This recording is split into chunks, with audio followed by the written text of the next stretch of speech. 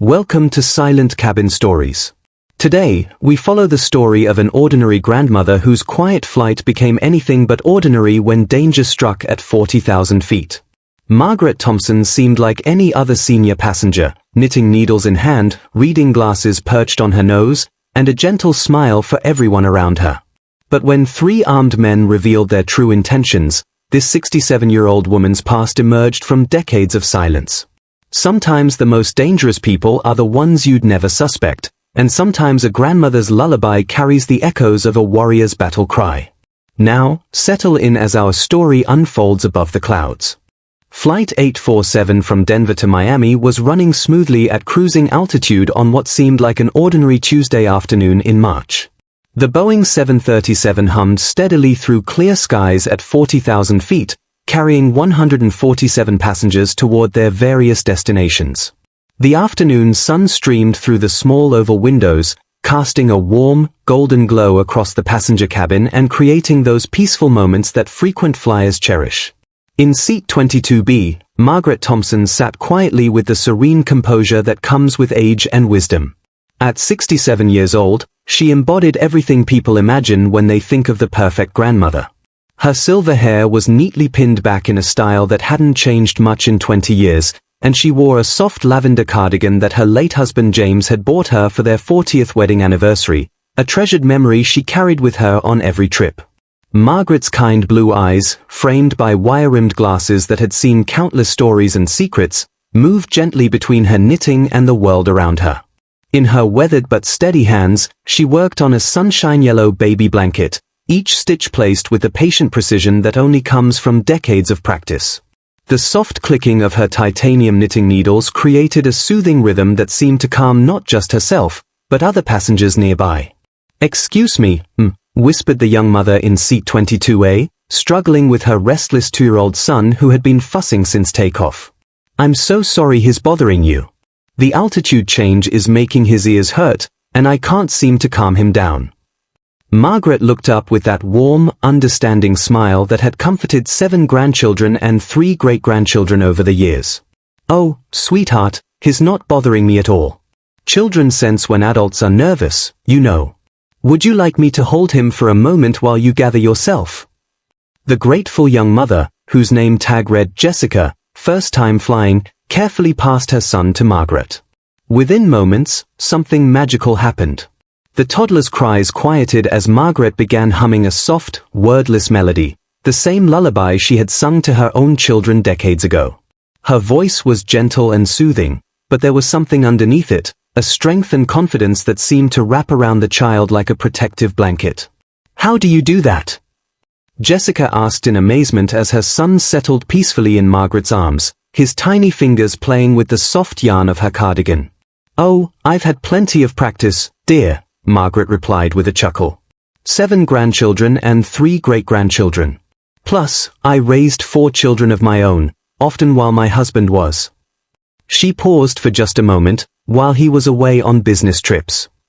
What Jessica couldn't know was that behind Margaret's calm, grandmotherly exterior, highly trained eyes were already at work. As she rocked the child gently, she had automatically catalogued every passenger in her immediate vicinity, noted the locations of the nearest emergency exits, identified potential allies among the cabin crew, and assessed the general mood and capability of her fellow travelers. These were habits ingrained so deeply that they operated below the level of conscious thought, reflexes that never truly fade, no matter how many years pass in peaceful retirement. As she handed the now sleeping toddler back to his mother, Margaret noticed something that made her pause. The man in seat 18D had been watching her interaction with the child, but not in the way most passengers observe a heartwarming scene. His gaze was calculating, assessing. When their eyes met briefly, he looked away too quickly, too deliberately. It was a small thing, barely noticeable, but Margaret had learned long ago that small things often mattered most. She returned to her knitting, but now her awareness had shifted slightly. The yellow yarn continued to loop through her fingers in the same gentle rhythm, but part of her mind was now alert, watching, remembering skills she had hoped never to need again. 2.5 hours into the flight, as the plane crossed into the airspace above Georgia, Margaret noticed the first clear sign that something was wrong. It started with a pattern, subtle hand signals being exchanged between three men seated in different sections of the aircraft. The gestures were quick, barely perceptible, but Margaret recognized them immediately. They were using a modified version of tactical hand signals she had learned 30 years ago in a very different context. The first man, sitting in seat 8C near the front of the plane, was young and obviously nervous. He couldn't have been more than 25, with the lean build and restless energy of someone running on adrenaline and fear. He kept checking his watch every few minutes and his leg bounced constantly, classic signs of pre-operation anxiety. Every time a flight attendant passed by, his hand would move instinctively toward his carry-on bag, then stop, as if he was fighting an internal battle between action and patience. The second conspirator, positioned strategically in seat 15F in the middle section, presented a stark contrast. He was older, perhaps 40, with the kind of forced calm that comes from experience with dangerous situations. His appearance was unremarkable, average height, brown hair, forgettable face, which Margaret recognized as a deliberate choice. This was someone who knew how to blend in, how to be invisible until the moment he chose to act. He kept his hand near his carry-on bag but never touched it, and his eyes never stopped moving, constantly scanning the cabin with the systematic precision of someone conducting surveillance. The third member of their group, seated in 31D near the rear of the aircraft, had been making trips to the bathroom with suspicious frequency. Each journey took him through the length of the cabin, allowing him to observe passenger behavior, count potential threats, and memorize the layout. He was the scout, the intelligence gatherer, and Margaret could see from his movements that he had some level of training. His walks weren't random, they followed a pattern designed to provide maximum visual coverage with minimum suspicion. Margaret's knitting needles never stopped moving, their gentle clicking maintaining the illusion of a peaceful grandmother lost in her craft. But her mind was racing, calculating possibilities, assessing threats, and preparing for scenarios she had hoped never to encounter again. The muscle memory was still there, buried beneath years of baking cookies and attending school plays, but as sharp and ready as ever. She began to count resources and obstacles. The flight crew consisted of 2 pilots and 3 flight attendants. She had observed them during boarding and noted that the senior flight attendant, a woman named Sarah according to her name tag, moved with a confidence that suggested possible military or law enforcement background. The passenger manifest appeared to include several able-bodied men who might assist in an emergency, but also many families with small children who would complicate any response. Margaret's trained eyes picked up additional details that other passengers missed. The way the man in 8C kept touching his left side suggested a concealed weapon, probably a knife given the security restrictions. The nervous energy radiating from all 3 men indicated this was likely their first attempt at something like this, which made them both less dangerous and more unpredictable. Amateurs could be overconfident and sloppy, but they could also panic and make deadly mistakes. When the young man in 8C finally stood and began moving toward the front of the cabin, Margaret felt the familiar sensation of time beginning to slow down, a phenomenon she remembered from her previous life, when split-second decisions could mean the difference between mission success and catastrophic failure. Her breathing became controlled and rhythmic, her heartbeat steadied, and her hands, still moving the yellow yarn in gentle loops, were now positioned in ways that would allow for immediate defensive action.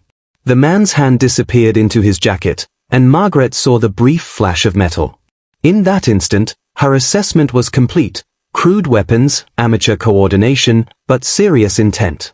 These weren't political activists making a statement, they were desperate people who had crossed a line from which there was no return.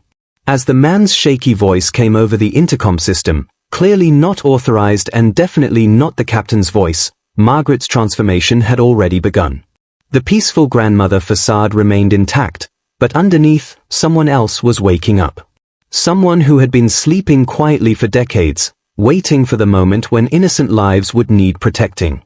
Ladies and gentlemen, the nervous voice crackled through the speakers, this is your new flight commander. We are changing course. Follow all instructions, remain in your seats, and nobody will get hurt. The cabin erupted in gasps, cries, and the rustling of passengers turning to look at each other in disbelief and growing panic. Children began crying, adults began whispering urgently, and the atmosphere shifted from peaceful travel to palpable fear in the space of seconds. But in seat 22B, Margaret Thompson continued knitting her yellow baby blanket, her blue eyes now sharp and alert, watching every movement with the calculated precision of a predator that had just detected prey. The gentle grandmother was still there, but she was no longer alone.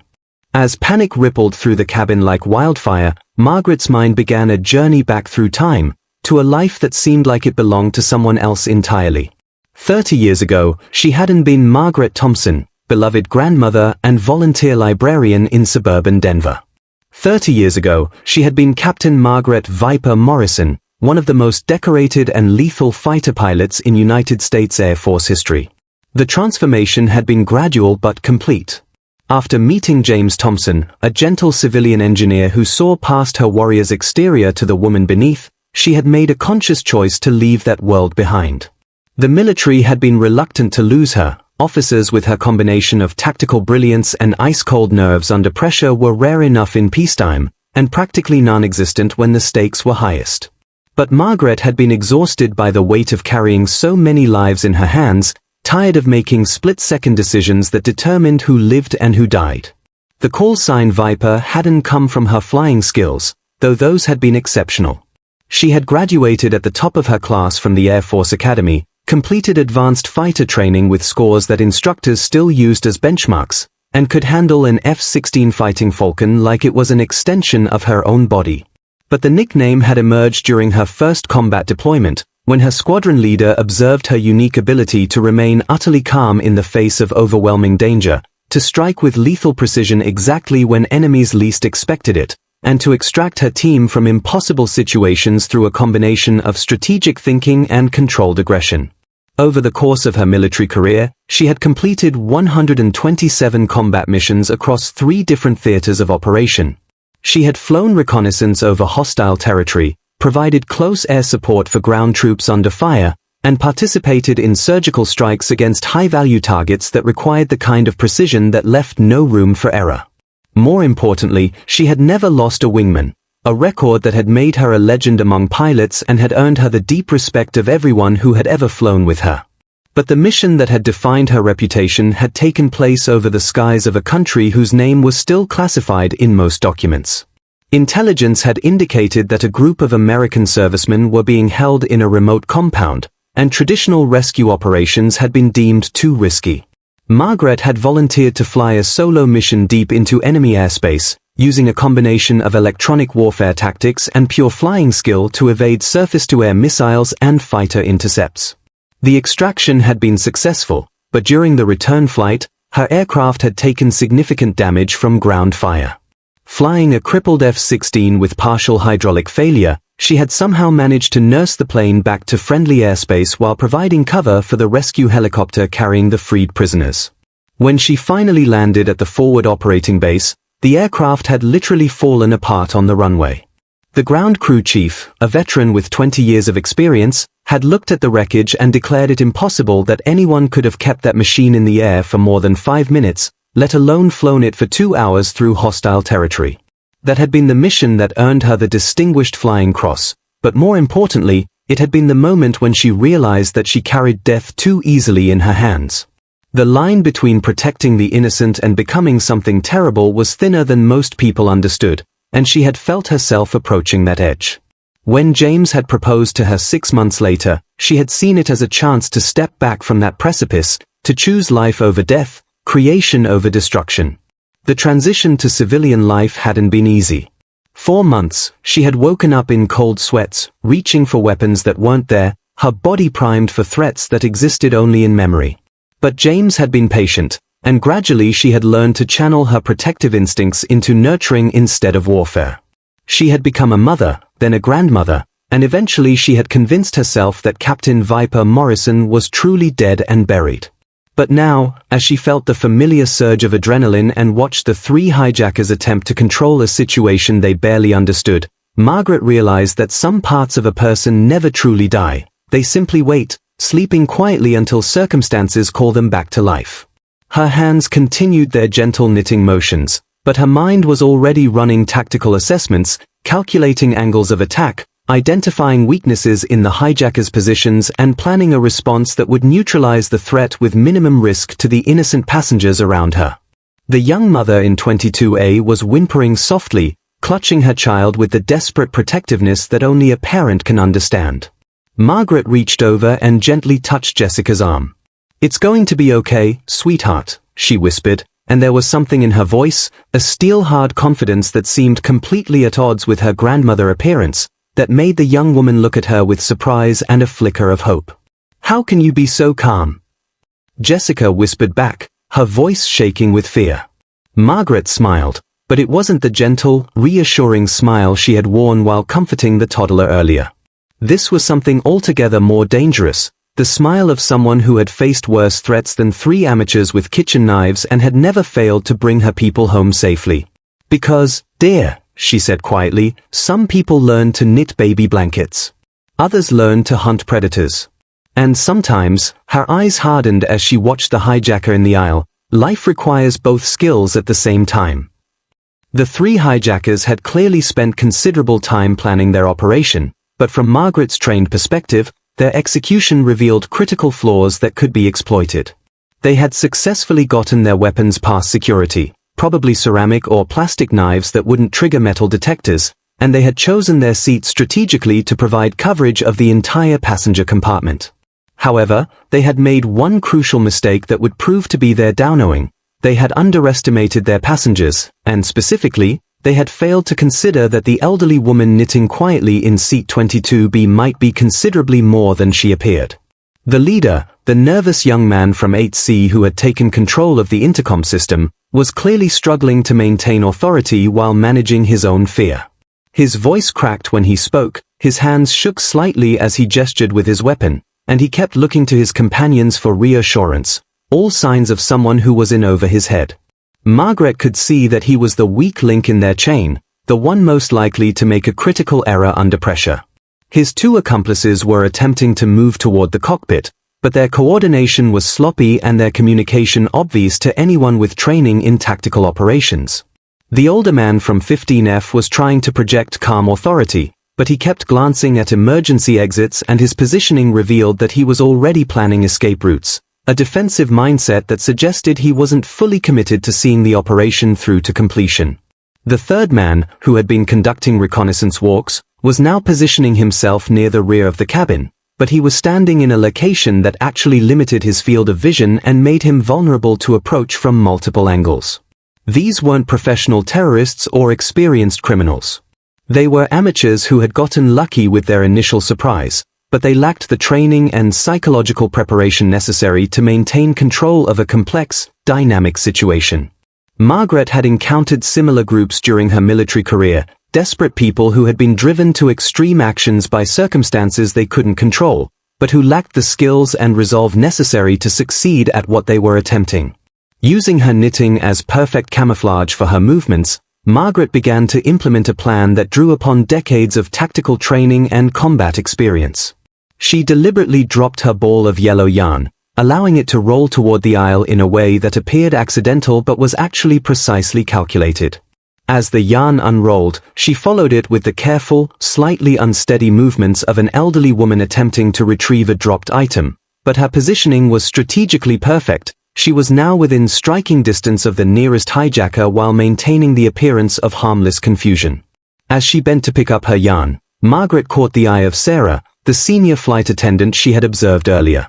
With subtle hand movements disguised as fumbling with her knitting supplies, she made a series of military signals that meant ready, wait for signal, and multiple targets. To her surprise and relief, Sarah's response was a nearly imperceptible nod that indicated not just understanding, but training. Either the young woman was exceptionally intuitive, or she had some form of military or law enforcement background that had taught her to recognize tactical communication. This changed Margaret's calculations significantly. Having a trained ally among the cabin crew would allow for coordinated action and greatly reduce the risk to passengers. Sarah was positioned near the front of the cabin where she could assist with controlling the leader, while Margaret could handle the man in the middle section. The 3rd hijacker at the rear of the plane would be isolated and could be dealt with by passengers once his companions were neutralized. "Everyone needs to stay calm and follow instructions," the lead hijacker shouted, but his voice carried the high-pitched tone of someone fighting panic. "We don't want to hurt anyone." We just need to make a political statement. As long as you cooperate, nobody has to get hurt. Margaret had heard similar statements before, and she knew they were usually lies, either conscious deceptions intended to maintain control, or self-deceptions by people who hadn't fully accepted the implications of their actions. Men who hijacked aircraft full of innocent civilians were rarely concerned about minimizing harm, regardless of their stated intentions. More importantly, desperate people in high-stress situations were unpredictable and prone to violence when their plans began to unravel. She carefully tested the weight and balance of her knitting needles, which were made of titanium alloy rather than the traditional aluminum or plastic. James had bought them for her as a retirement gift, joking that they were aerospace-grade knitting tools for his aerospace-grade wife. He had chosen better than he knew. Titanium was lightweight but incredibly strong, and the needles were perfectly balanced with sharp, durable points. They weren't ideal weapons, but Margaret had learned long ago to work with whatever tools were available, and she had certainly used less suitable improvised weapons during her military career. The key to success would be timing and coordination. She needed to wait for the right moment, when the hijackers' attention was divided and their positions made them vulnerable to simultaneous action. She also needed to ensure that her movements wouldn't endanger any passengers, particularly the young mother and child sitting beside her who had no way to protect themselves if the situation escalated to violence. Margaret continued knitting, her movements steady and rhythmic, while her mind ran through tactical scenarios and contingency plans. She was no longer Margaret Thompson, grandmother and volunteer librarian. She was Captain Viper Morrison, and she was preparing to do what she had always done best, protect innocent lives by eliminating threats with surgical precision and unwavering resolve. The moment of action was approaching, and she would be ready. The perfect moment came when the hijacker nearest to Margaret, the middle-aged man from 15F who had been trying to project calm authority, made a critical tactical error. Distracted by an urgent whispered conversation with his nervous leader, he turned his back to check on their third accomplice near the rear of the plane. It was exactly the opening Margaret had been waiting for, and she recognized it with the instant clarity that comes from years of combat training. In one fluid motion that took less than 3 seconds but felt like slow motion in her heightened awareness, Margaret rose from her seat with the smooth grace of someone half her age. Her movements were so natural and unremarkable that most passengers didn't even notice she had moved. She stepped into the aisle as if she was simply stretching her legs after a long flight, and approached the hijacker from his blind spot with the silent precision of a predator closing on unsuspecting prey. Her titanium knitting needle found the exact pressure point on the man's neck that would render him unconscious without causing permanent damage, a technique she had learned during survival training 30 years earlier and had never forgotten. The strike was delivered with surgical precision and just enough force to disrupt the flow of blood to his brain. He collapsed silently into her waiting arms, and she lowered him gently to the floor of the aisle as if he had simply fainted from the stress of the situation. The passengers in nearby seats stared in complete shock and bewilderment. One moment they had been watching a terrifying hijacker threatening their lives, and the next moment he was lying unconscious on the cabin floor while a gentle-looking grandmother stood over him, smoothing down her lavender cardigan and adjusting her wire-rimmed glasses as if nothing unusual had happened. Margaret put a finger to her lips and smiled that same warm, reassuring smile she had used to comfort countless grandchildren over the years. "Sure," she whispered in her sweetest grandmother voice. "Let's not wake him up just yet. He looks like he needs his rest." But the soft thump of the body hitting the carpet hadn't gone completely unnoticed. The leader of the hijacking operation, still positioned near the front of the cabin with his crude weapon and his rapidly unraveling authority, heard the sound and spun around to investigate. His eyes swept the passenger compartment, searching for the source of the disturbance, and stopped when he saw his accomplice lying motionless in the aisle with an elderly woman standing peacefully beside him. "What happened to?" he began, his voice rising in pitch as fear and confusion began to override his attempts at maintaining control. Then he stopped mid-sentence when his eyes met Margaret's calm, steady gaze. There was something in those blue eyes, something that made his instincts scream warnings he didn't understand. "I'm sorry, young man," Margaret said in her most polite and grandmotherly tone, taking a step toward him with her hands folded peacefully in front of her. "But you're frightening the children, and I simply cannot allow that to continue." The hijacker raised his weapon, a ceramic knife with a crude handle wrapped in duct tape, and pointed it at her with trembling hands. "Stay back. I'll use this. I swear I'll use this." But Margaret was already moving, and her movements were nothing like the careful, slightly unsteady steps of an elderly woman. She flowed forward with the controlled power and devastating efficiency of someone who had spent years training in close-quarters combat techniques. The hijacker's knife hand was captured and redirected before he could even process what was happening. A precisely applied pressure point caused his fingers to release the weapon involuntarily, and the crude blade clattered harmlessly to the floor of the cabin. Within seconds, the young man found himself pinned against the back of a passenger seat, unable to move, unable to breathe properly, and completely at the mercy of a woman who had seemed like the least threatening person on the entire aircraft. Margaret's hold was expertly applied, firm enough to completely immobilize him, but carefully controlled to avoid causing serious injury.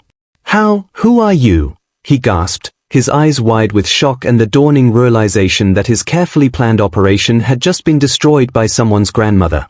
Margaret adjusted her glasses with her free hand and gave him that same gentle, patient smile she used when explaining simple concepts to her great-grandchildren. "I'm just a grandmother who doesn't like bullies, sweetheart. And you've been bullying these nice people quite enough for one day." The third hijacker, positioned at the rear of the cabin and only now beginning to understand that his operation had collapsed, made a desperate decision to rush toward the cockpit in a final attempt to salvage their mission. But he had forgotten about Sarah, the flight attendant whose subtle response to Margaret's signals had indicated military or law enforcement training.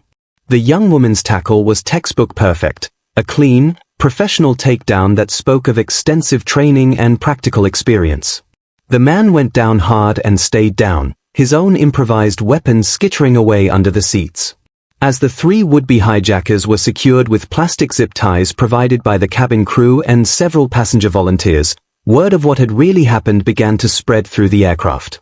The official story would be that alert passengers and crew had worked together to subdue the threats, but those who had witnessed Margaret's actions knew they had seen something extraordinary. Passengers were staring at her with expressions ranging from amazement to disbelief to something approaching awe. The sweet grandmother who had been peacefully knitting baby blankets and comforting crying children had somehow single-handedly neutralized armed hijackers with a combination of skill, courage, and tactical precision that defied explanation. A businessman in seat 19C, who had watched the entire sequence unfold, called out in a voice filled with wonder, "Who are you really?" Margaret settled back into her seat, picked up her knitting needles, and resumed work on the yellow baby blanket as if nothing had happened. "I'm Margaret Thompson from Denver, Colorado. I have 7 grandchildren, 3 great-grandchildren. I volunteer at the local library every Tuesday and Thursday, and I make what most people consider to be the best chocolate chip cookies in my neighborhood." "But how could you?" another passenger stammered, unable to complete his question. Margaret looked up from her knitting with those same kind, twinkling eyes that had been comforting children and grandchildren for decades. "Well, dear," she said with a gentle chuckle, "I wasn't always a grandmother." As Margaret helped secure the 3 would-be hijackers with zip ties provided by the flight crew and volunteering passengers, Captain Rodriguez's voice came over the intercom system with the calm professionalism that only comes from years of training and experience. "Ladies and gentlemen, this is your captain speaking. We have regained full control of the aircraft and are proceeding to our original destination at Miami International Airport.